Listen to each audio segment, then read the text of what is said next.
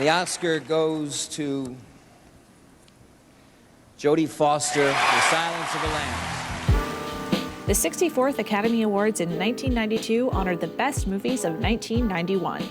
It was the year Jodie Foster took home the Best Actress Oscar for The Silence of the Lambs, her second win in the short span of 3 years.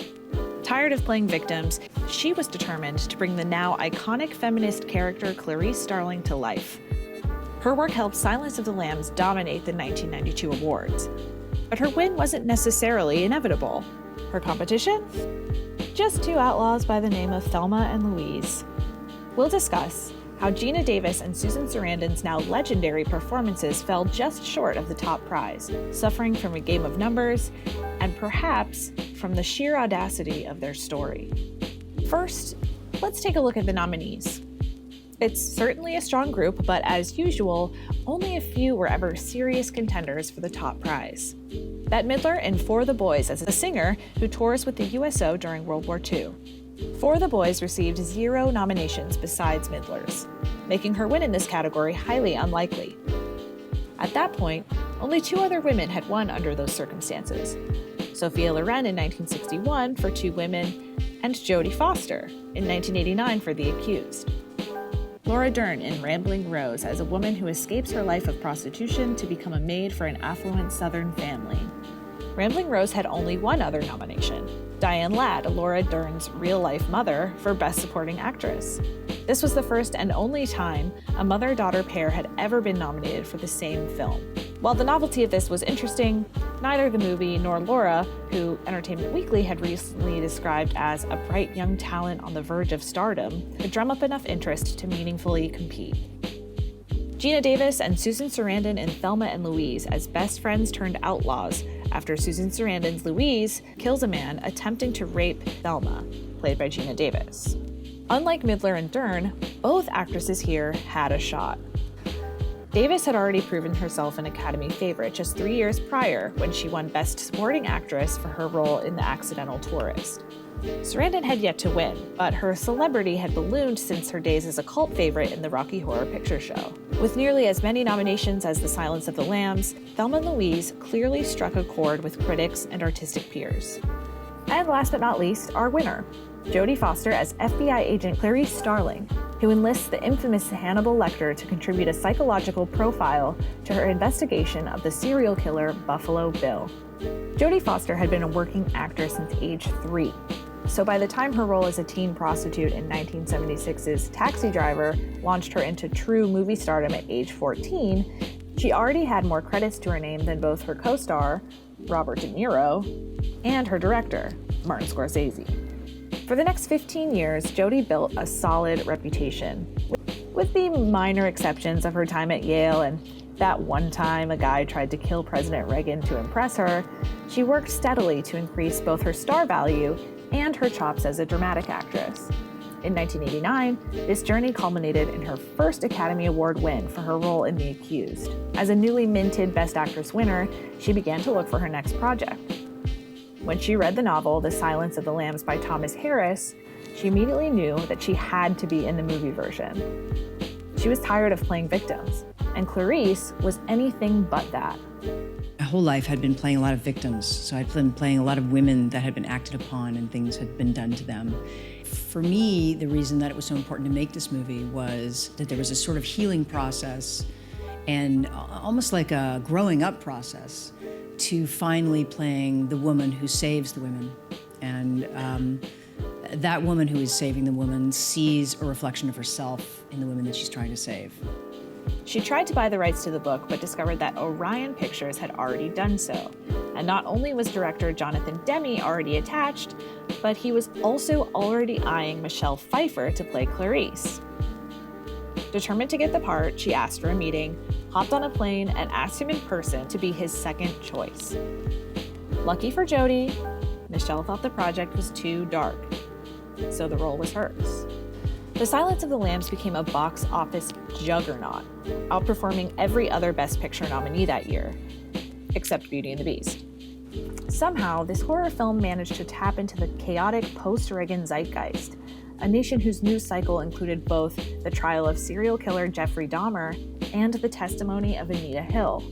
Jodie's talent is perfectly utilized here. She imbues Clarice with her own fierce intellect, which brings an extraordinary quality of intense curiosity, relentlessness, and maturity. Her interplay with Anthony Hopkins is so full and fraught that you get the sense no one could have played these roles as well as they did. Undoubtedly, Clarice also became a symbol for women. Demi takes care to emphasize her experience with the male gaze, not just from the imposing eye of inmates, but from her peers and coworkers as well. Still, she remains a tenacious, clever, and steadfast professional. She's a complete and competent woman, allowed at once to reveal her vulnerabilities and become the knight in shining armor who saves the day. And thank the Academy for embracing such an incredibly strong and beautiful feminist hero that I am so proud of. Thank you very much. Mike and Carol, you won the bet! Right on! But Clarice wasn't the only female cinematic icon of 1992.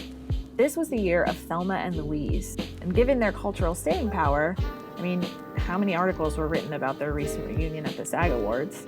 It's worth thinking more deeply about why neither Geena Davis nor Susan Sarandon won. There is, of course, an obvious disadvantage to their nominations.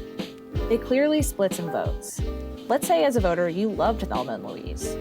It's difficult to determine which actress should ultimately walk away with the Oscar because their performances are so beautifully linked. In fact, unable to make the distinction themselves, some critics simply lumped them together and awarded the Best Actress prize to them as a unit.